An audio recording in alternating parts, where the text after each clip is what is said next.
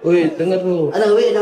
Momen Iki Ketua Pemuda Padang marahi tersangka kasus narkoba di Riau.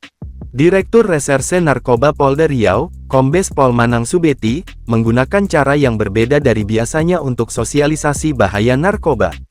Dalam kesempatan kali ini, Manang mengajak Ketua Pemuda Padang, Rizky Alfarindo atau yang populer dengan nama Iki, untuk ekspos kasus pengungkapan narkoba, yang rencananya bakal diedarkan di malam tahun baru, Senin, tanggal 23 Desember tahun 2024.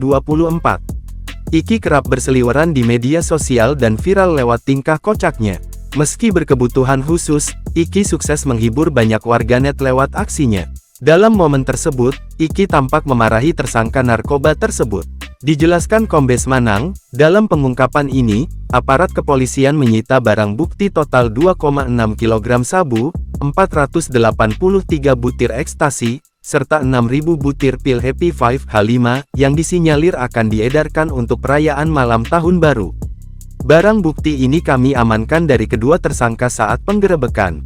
Sebagian ekstasi bahkan telah dimasukkan ke dalam kapsul untuk dijual, ungkap Kombes Manang.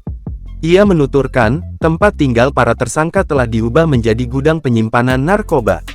Kami menemukan barang haram ini di dua lokasi yang berbeda, dan keduanya digunakan untuk menyimpan narkoba dalam jumlah besar yang sudah siap dalam bentuk paketan, bebernya.